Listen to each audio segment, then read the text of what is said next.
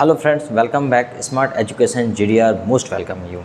I hope you have been watching this video continuously and thanks for your valuable cooperation. You have been learning English.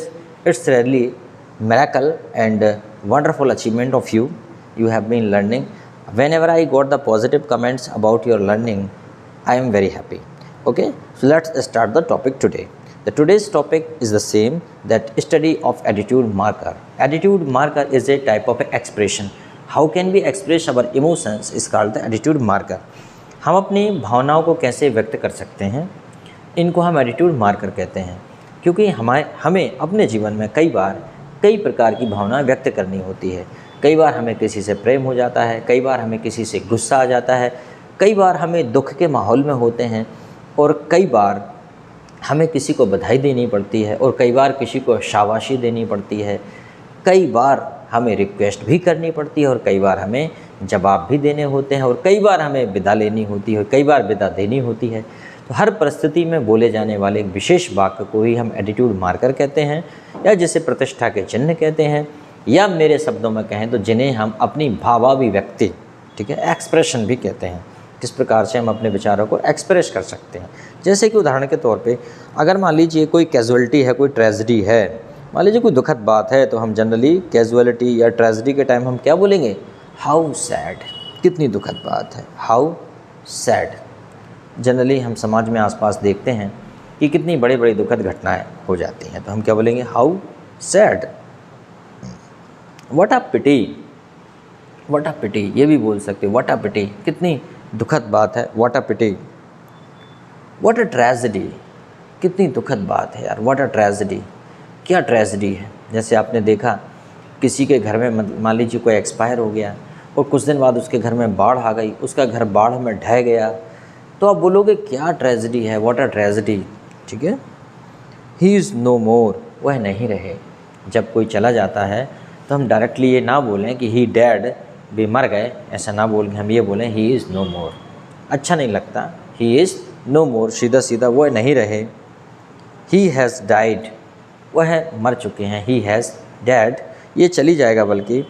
And he has passed away, वह गुजर चुके हैं, he has passed away. जब कोई गुजर गया है, किसी ने पूछा कि where is your grandfather, he should reply he has passed away, वह गुजर गए हैं। He has taken his last breath yesterday. जैसे कि हम कहते हैं जब कोई बड़ा नेता चला गया, जैसे कि अटल बिहारी वाजपेयी चले गए, कलाम साहब चले गए, तो उनके बारे में दूसरे दिन बोला था कि Kalam sahab has taken the last breath yesterday, ठीक है। Kalam sahab has taken the last breath yesterday, या आप ये बोल सकते हैं कि he has taken his last breath, वह अपनी अंतिम सांसें ले चुके हैं, इसके बाद अब कोई गुंजाइश नहीं है। He has left this world, वह इस दुनिया को छोड़ चुके हैं, he has left this world, ठीक है। He has gone to his account, he has gone to his account. कई बार हम ये भी बोल देते हैं, जब कोई बुज़ुर्ग जाता है तो हम बोलते हैं भैया वो तो अपना बही खाता ठीक करने के लिए चले गए, he has gone to his account, ये भी बोला जा सकता है।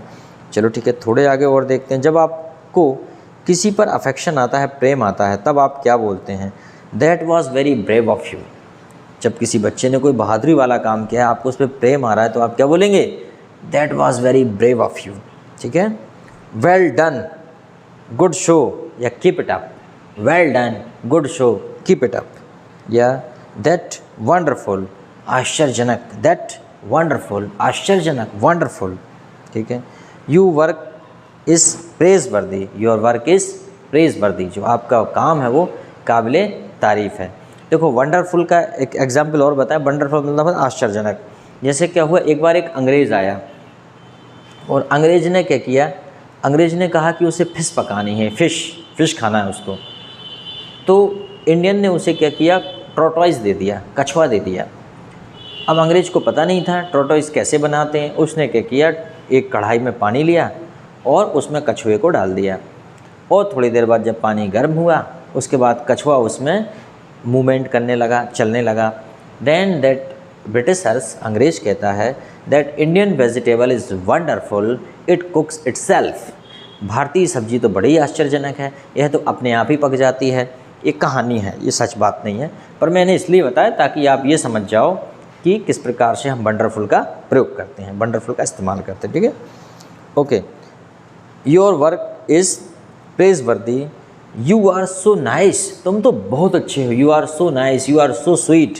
ठीक है, your work is commendable, your work is commendable, commendable, praiseworthy, worth appreciating, एक ही बात है।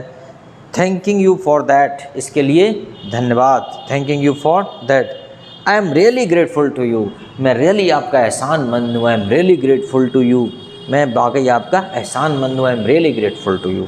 ठीक है, उसके बाद आपने देखा होगा फिर हमें कई बार कंसोलेशन की आवश्यकता पड़ती है। कंसोलेशन जानते हैं आप, कंसोलेशन होता है सांत्वना।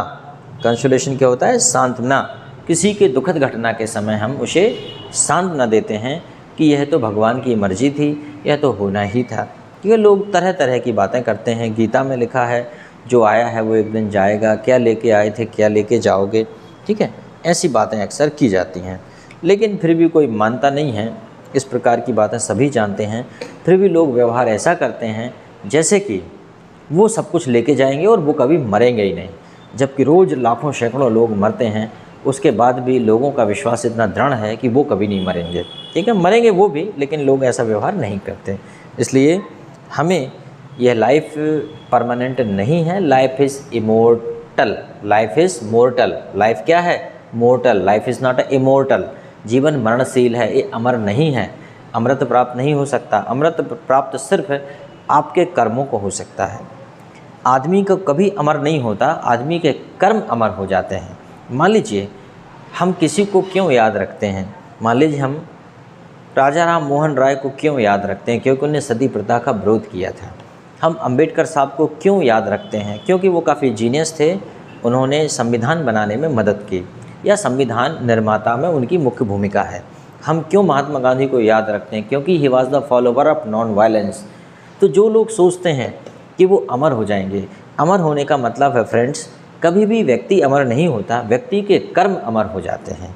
तो आप कुछ ऐसा कीजिए जो अमर हो जाए। जैसे कि लता मंगेशकर के गाने अमर हो गए, लता मंगेशकर नहीं है, मोहम्मद रफ़ी के गाने अमर हो गए, और भी कितने सारे सिंगर हैं या कितने सारे एक्टर हैं। मान लीजिए राजू श्रीवास्तव की कॉमेडी अमर हो गई। तो आप ऐसा कुछ कीजिए जो अमर हो जाए, ऐसा कुछ आविष्कार कीजिए, ऐसा कुछ काम कीजिए।